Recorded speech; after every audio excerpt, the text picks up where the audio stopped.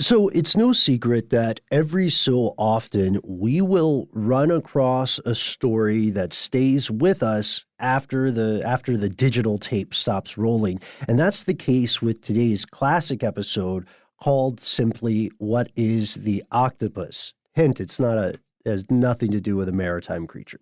No, it has to do with a journalist that stumbles upon a story that really takes over his life in a lot of ways. And my goodness, it is compelling. It feels like some kind of movie. And it was actually it's been made into several different screen versions. And we highly recommend this episode. Again, as Ben said, there's not a month that goes by when I don't think about Danny Casolaro and the Octopus. So wrap all 8 of your arms around this podcast for an octopus-like hug. And you might learn something too. From UFOs to ghosts and government cover-ups, history is riddled with unexplained events. You can turn back now or learn the stuff they don't want you to know.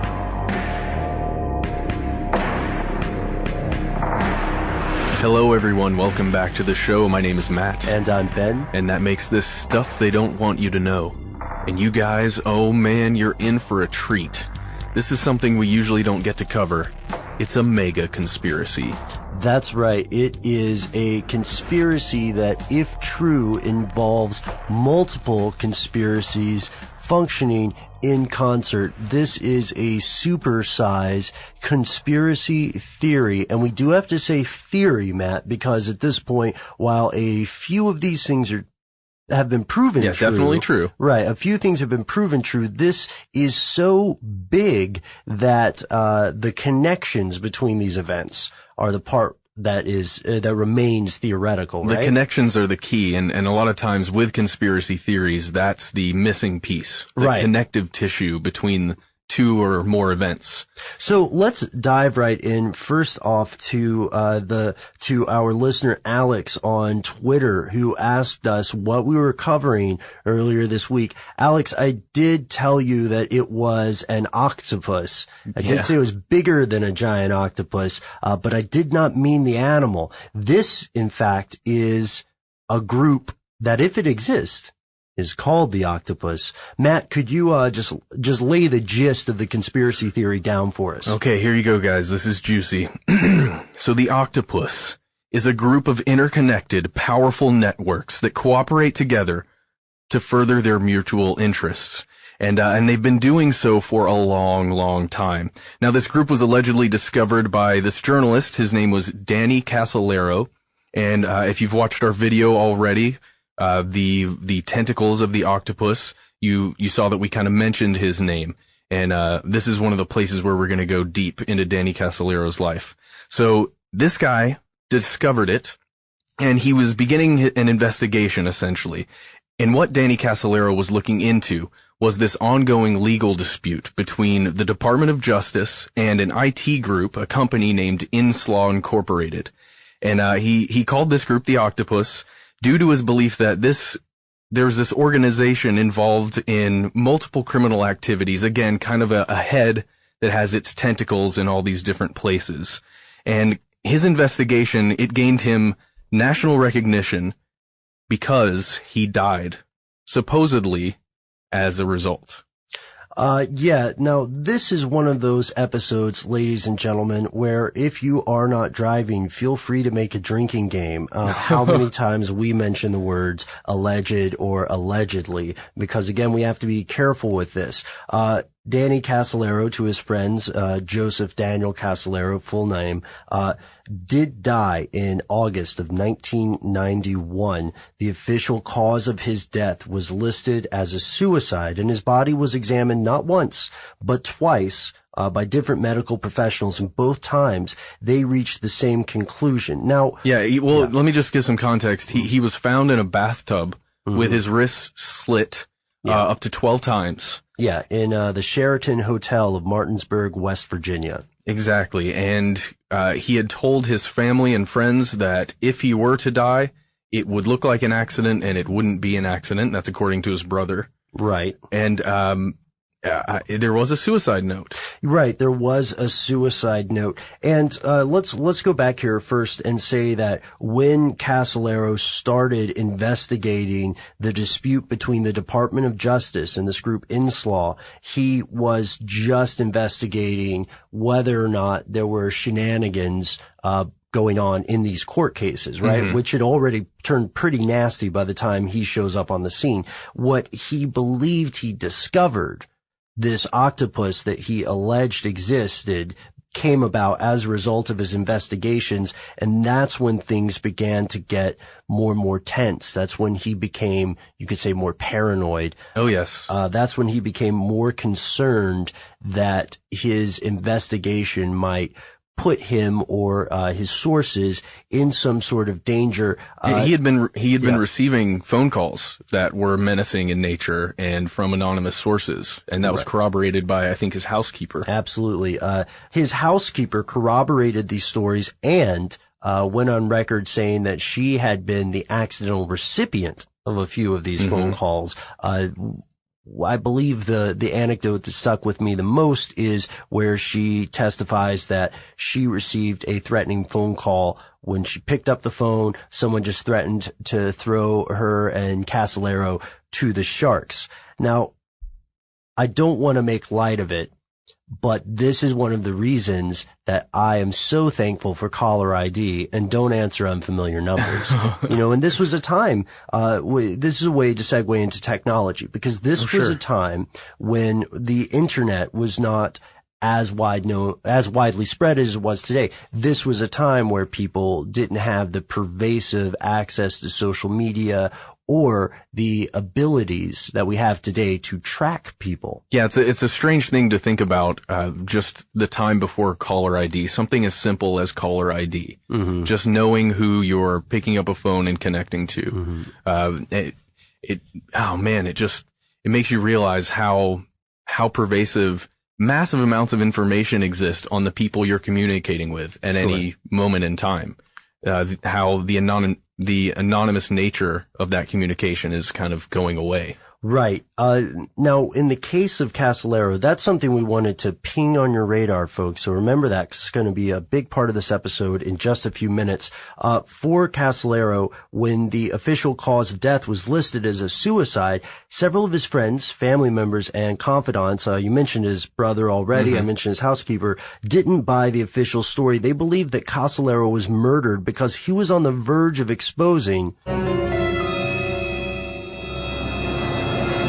the stuff they don't want you to know. That's right. So first things first, Ben. Yeah. Unfortunately, because of circumstances in their lives, people do commit suicide, and it's a tough thing to grapple with at any time. Mm-hmm. Again, there's so many circumstantial things that can happen, stress. We don't have to go into all that right now, but we do know that it happens. And there was a suicide note found with Danny. So it is possible that maybe he did take his own life due to the stress. Anything else I'm saying here is conjecture, but well, I think the point we're at right now is we're asking, okay, after this grand mega conspiracy, the gist of this, could it be true? Well, we've outlined a couple things. You raise a very important and unfortunate point, which is that people do take their own lives. We've already mentioned that he was found with the 10 to 12 slash wounds on his wrist in the bathtub of room 517, I believe, at the Sheridan, that he had also been harassed and threatened as his progress on the Inslaw case continued to go a little bit deeper each time, a little bit further down the rabbit hole. It's also true that Time magazine had commissioned him to cover this case, and now we have to ask, why was he in Martinsburg, West Virginia to begin with? Here is the major point of contention. He was there because he was making contact with a source that he really believed would give him the last little bit of connective tissue, the evidence that he needed to reach what he called the head of the octopus, the main part of the organization. Mm-hmm. And that's why people believe that he did not take his own life. Right. Now, if we look at this octopus thing, this idea, if it does exist, then what we're looking at is the concept of some sort of super mafia for lack of a better term. Sure. Right? Before we go too far into the super mafia aspect or whatever, let's look at some of the big players that Casellaro and other conspiracy theorists after him have been naming as members or tentacles of the octopus. The possible suspects. Right, yeah. Not the usual, but the possible. Mm-hmm. Yeah. So the first one is the Department of Justice. Mm-hmm. So they used and improved this piece of software called Promise. And this is the thing that was made by Inslaw Incorporated. And they used it to become basically full on people tracking and surveillance machines, or they wanted to be a people tracker. Right. Right. Yeah. They took the idea of the Promise software, which was a means of managing legal cases electronically, and enhanced this source code so that it wouldn't just be a case management system, but it would be a people management system. And after they enhanced it, which violated the terms of their license, they also cooperated with other governments to sell this software. But I wanna save some of the Promise stuff. Okay. Just need to know that they're one of the biggest players. At least they're one of the first touchstones that Casellaro believed he found. Now, of course, this being a story about spies, we can't go too far without running into an intelligence agency, right? And so it should be no surprise that another member of this alleged octopus would be the CIA, which was allegedly working with Iran, private weapon manufacturers, and a bank called BCCI to funnel drug trade and weapons sales money from Iran and other sources into money for Nicaraguan Contras, which, of course, a lot of our listeners will recognize as the Iran-Contra scandal. Yes, and you do a great job of outlining that, Ben, I have to say. In the video, the Tentacles video, if you haven't watched it, please, again, watch that video. Oh, yeah, our Wednesday video, yep. Well, thank you, Matt. I appreciate that. I was proud of that video. You did a great job, son. Oh, man, I'm blushing over here. So we did mention the banks as well, the BCCI, which was, again, allegedly, working with the CIA and related organizations to store and launder money. One point there, when we say allegedly working with the CIA, in this case, it's a little bit nuanced because we do know that BCCI and the CIA were working together. The question is whether they were working together to do something illegal. Yes. You know what I mean? It's not abnormal for a government agency to work with a private organization like a bank. Absolutely. And the money, you've always heard follow the money, so we've already gotten to the bank. Who else could we possibly have on this list, Ben? Oh, well, I'm scooting to the edge of my seat, Matt. Who is it? It's Iran. Oh, okay. So we've mentioned that Iran is buying weapons, and they're also supplying cash for the Contras in Nicaragua. And even though maybe they didn't even know about it, maybe Iran didn't know where the cash was going. Maybe. Okay. Maybe they did. But they're also working with factions of the Reagan administration to manufacture a little thing called the October surprise. Which remains alleged to this day. Oh my gosh, if people are playing the drinking game now, have some water.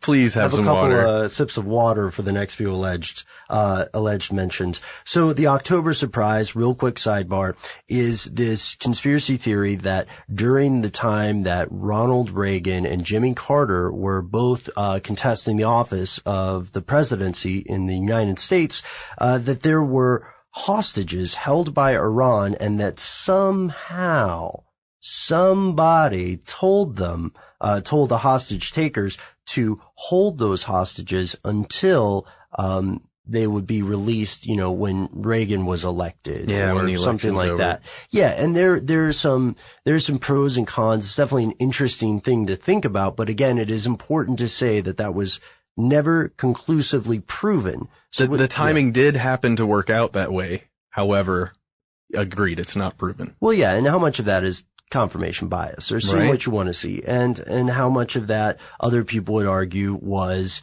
somehow suppressed. Because again, in an age before such pervasive technology existed, it may have been easier to do something with that amount of subterfuge. But those are some of the big players. And here's the thing. Casellaro believed that these were all related, all, if you will, all tips above the water of a massive iceberg that was all one thing. And to really figure out more of this, now it's time for us to look at PROMIS. We've mentioned what happened in the early 1980s, and this is in our video series on this. In the early 1980s, this IT group, inslaw, which I still think is a terrible name. It doesn't ring. It sounds like they're coleslaw consultants. That's all I hear in my head is the slaw part. Yeah, maybe we're just hungry. Are we guilty of podcasting hungry? Or I think PR has just gotten so much more pervasive, and people have gotten better at PR now. You don't name your company something like that. And maybe it has a personal reason. Perhaps. Perhaps it's a clever acronym. That's really not the most relevant point of our show today. Sorry. But despite our opinion about what they named their company, one thing is for sure, objectively speaking, they were fantastic at this case management software. This idea, PROMIS, is something that changes the game if we can cast our memories back to the 1980s, or for you younger listeners, cast your imagination back there. The deal that the Department of Justice made with inslaw was to install this revolutionary people managing case management software in 42 U.S. attorneys' offices across the United States. And when you make these kind of agreements for software, what you're essentially doing is buying a license. Yes. So the Department of Justice gets a license for these 42 locations of PROMIS. However, as we mentioned earlier, apparently the Department of Justice, according to inslaw and a couple of court cases, the Department of Justice stole this program, enhanced the code to make a bigger, better PROMIS, and sold it to foreign governments. Inslaw did take them to court. Inslaw didn't just say, Uncle Sam wasn't truthful in his dealings with us. They also said that Uncle Sam was attempting to bankrupt the company in order to silence them and stop the litigation. That's right. And there's more to that. I just want to also reiterate that another thing that they did, the DOJ, with this software is write a backdoor so that the people they were selling this software to, they could have access to the information that was being used on other ends. So let's say, I don't know, Mossad purchased this software. It gets installed now. In the U.S. and the DOJ, I can read everything that you're putting in through this software because I know how to access it. Right. Or as was specifically alleged, it was Middle Eastern countries. They said that, the United States was selling this to Syria or Jordan with the backdoor to monitor, the activities of the government. If this is or was true, it's a very hefty and serious allegation. Still drinking water now because we have more. And this is what happened. So it's very interesting.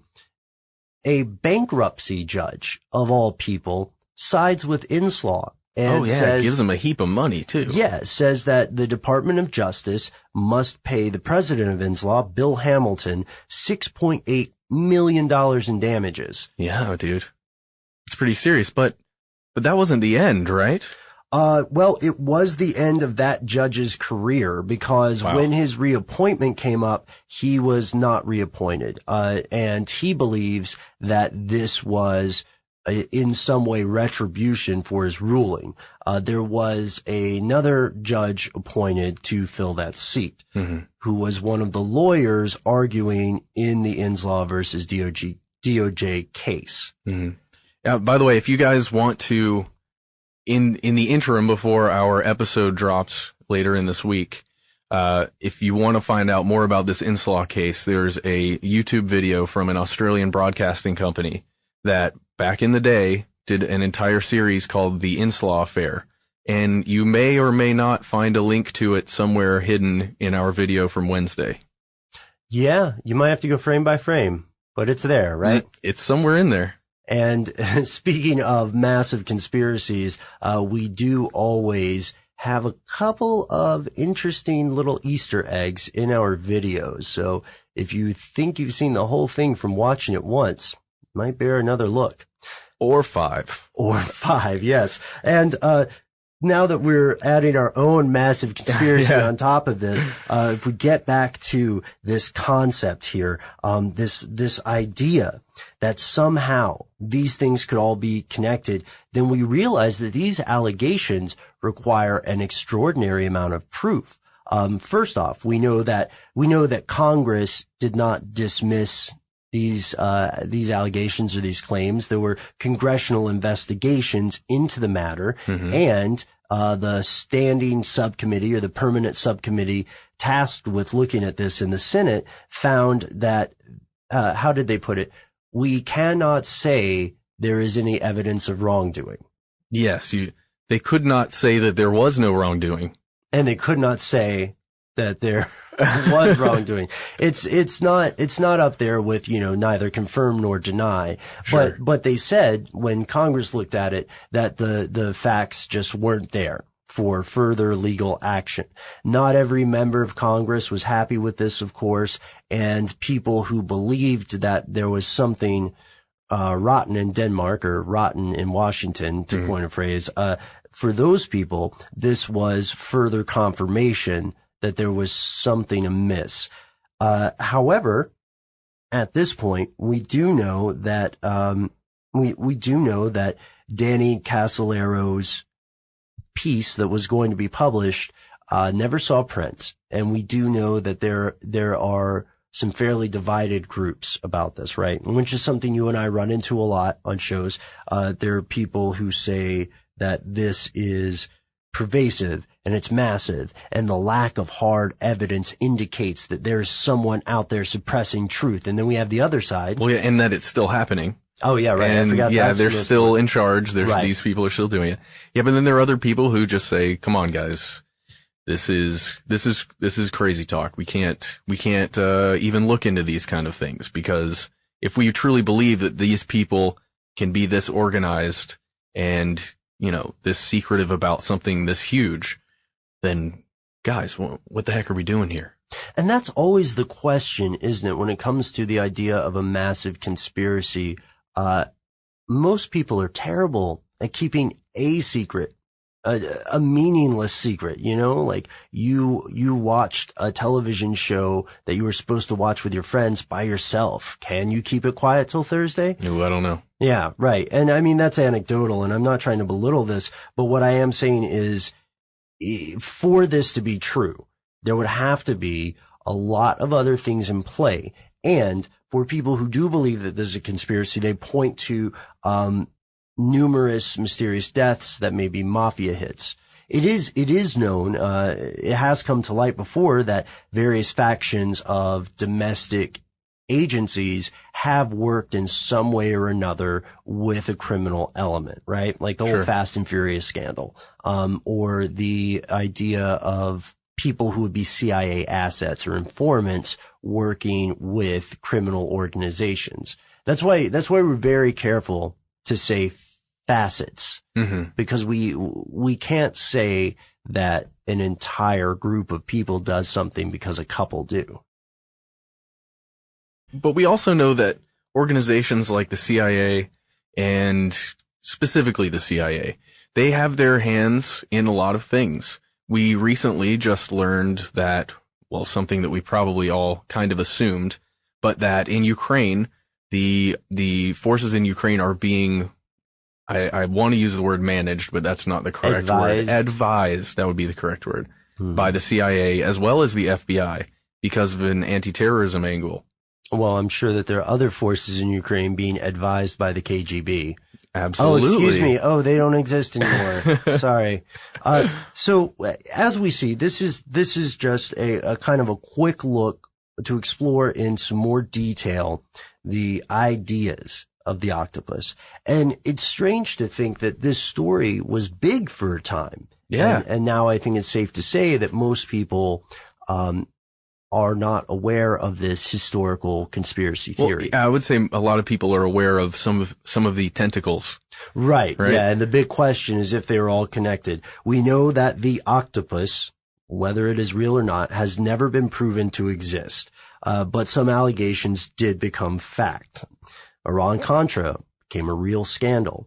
And then congressional investigations into the Department of Justice and inslaw returned with findings that Congress itself did not agree with, and for a long time litigation dragged on between inslaw and the Department of Justice. And the October surprise became a big thing. Well, I guess it kind of rocketed up into a big thing, but it was still never proven.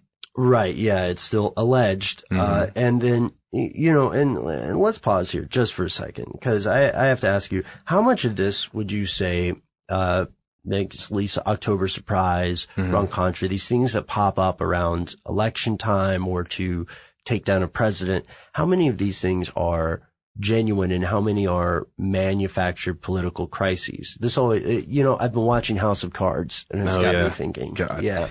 Well, yeah. Okay. So, strictly in my opinion, I would say that powerful people will use means to get what they want or need. They'll use all kinds of different means, but I don't necessarily think, putting lives in danger in that way, specifically for the October surprise, I have to remain skeptical just to not go hide in a hole somewhere.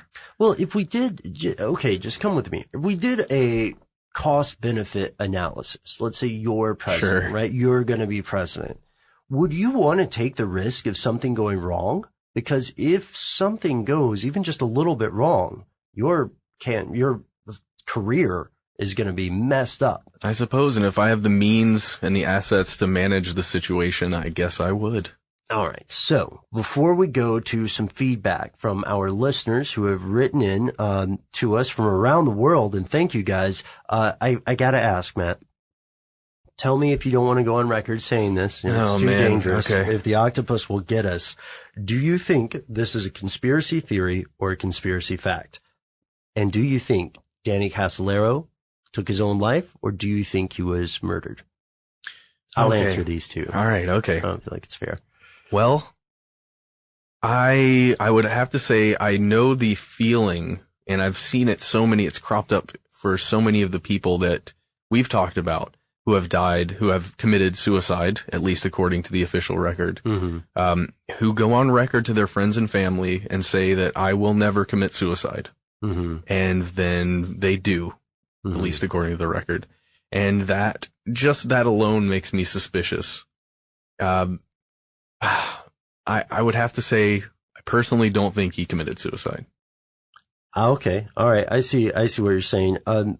With whether or not this is a conspiracy theory or if there is a large factual basis behind it, what I've been looking for and what I think you and I have both been looking for as we look through this case and as we researched and dug into various things, is some more connective tissue. I really enjoy that phrase you use because it is completely possible that various things could happen. Drug activity, weapons trades, being manufactured on an Indian reservation and proxy companies and stuff like that. It's completely possible that those happen without being related. Yeah. And as for whether Danny Casolaro was murdered that night or whether he committed suicide, I'm going to have to say that unless there's more information that I don't have, the notion that he committed suicide does seem abnormal to me. It's skepticism goes both ways. Sure. You know what I mean? And this is not to say that people don't do things like this without forewarning, you know? And, of course, we remain open-minded. If there's more to the story, perhaps there were some warning signs that Casolaro showed beforehand. the red flags or yellow flags of someone having suicidal ideation. But with the knowledge we have, with what we've checked, it does seem suspicious. But again, we go back. The body was examined not once, but twice. And both times. His body was, however, embalmed before the family was even made aware that he was dead, which is interesting. At least that's according to his brother, from that Australian broadcast. Right. Here's the one last thing I would want to add, Ben. Okay. If someone killed Danny Casolaro, I would say that it doesn't mean that the octopus in total has to be real. All it means is that one of the tentacles had to be real and dangerous enough for him to be investigating that it would warrant someone taking his life. So just the fact, even if he truly did not commit suicide, it doesn't necessarily prove that the octopus exists, right? Yeah, that's a really good point, Matt. And speaking of really good points, we would like you guys to make a few. Let us know what you think about this whole octopus mega conspiracy. Is it all bunk? Is it all true? Is there a spectrum? And this story falls somewhere in between. What do you think, if anything, could finally determine the truth of this story? Or is it even possible to? Is this just a story? Of course, you can read numerous articles. Wired has some great stuff on it. Time magazine as well, about people who believe that they are cracking down on this case or tracking it. And we're just very interested to hear what you have to say about it. That's right. Find us on Facebook. We are Conspiracy Stuff. We're also at Conspiracy Stuff on Twitter. You can always go to our YouTube channel, which is also Conspiracy Stuff, or our brand new website, stufftheydon'twantyoutoKnow.com. And hey, while you're at it, why don't you go to our mother website, howstuffworks.com. You can learn about everything there, not just conspiracies. Sure. You can learn about everything from other obscure and fascinating historical tales to the nature of tech and the future, everything science related pretty much. And just to prove to you how much we enjoy listener mail, Matt, you want to check out a tweet? Oh, let's do it. Okay, Matt, today's tweet comes to us from our friend Zombie Combat Diver, who says, hey, Conspiracy Stuff, looking at all the zombie lore, why aren't there zombie animals? Well, I'm going to field this one if you don't mind, Ben. Yeah, take it away. Well, first of all, hello, Eric. Is that okay? Oh, yeah. You guys met each other IRL, is that correct? Yeah. He may or may not work in our building, and he drives the coolest vehicle that I've ever seen in my life. Definitely a living person, though, not a zombie. Not a zombie. Good to know. Well, I would have to say there have been at least lore of animal zombies. All you have to do is check out Resident Evil, any of that franchise. It shows you that there's a virus that infects all living beings, including spiders and snakes, and everything in between. Although there isn't much old folklore of zombie animals. That's what I was thinking. I think maybe it has something to do with, to be a zombie, it has something to do with losing consciousness. Losing humanity. Yeah. Well, that's a great point, Matt, and I think I can dovetail onto this a little bit. The most apparent example I can think of would be the undead animals in Pet Sematary. Oh, the novel, not the film, which is fine. They don't explain why they spell it that way in the novel either. But you are right. There does seem to be kind of a dearth of folklore. Maybe for something to be an undead thing, it has to have a humanity to lose. But to add another interesting addition here, it is true that there are numerous animals that can enter a death-like state and then be resurrected. There are frogs that will just tough out a drought in the dry mud of a riverbed. There are other animals that can be no, I'm not talking about a bear hibernating or something, because it still has life signs that you can monitor. But it is possible that people thought it was a normal thing for some animals just to die and come back when the water returned. But it is possible that people in the past may have seen some of these animals and just thought it was normal for them to quote unquote die and then return to life. Totally. And that is it for our show. We have a whole bunch of tweets that we would like to answer on air with some excellent questions. I think we might even have a little special, Ben. Yeah, I think it might be time, Matt, for a listener question special, which we'll come up with a way better sounding title. Oh, yeah. Yeah. One more thing, just in case you are not intoxicated. Alleged. Okay. Yes. Allegedly, that was our plan all along, right? Yes. When we came in here, we allegedly had a plan, but then, I don't know, it just went out the supposed window. Or we just one small part of a much larger plan spanning generations. And that's the end of this classic episode. If you have any thoughts or questions about this episode, you can get into contact with us in a number of different ways. One of the best is to give us a call. Our number is 1-833-STDWYTK. If you don't want to do that, you can send us a good old-fashioned email. We are conspiracy@iHeartRadio.com. Stuff They Don't Want You to Know is a production of iHeartRadio. For more podcasts from iHeartRadio, visit the iHeartRadio app, Apple Podcasts, or wherever you listen to your favorite shows.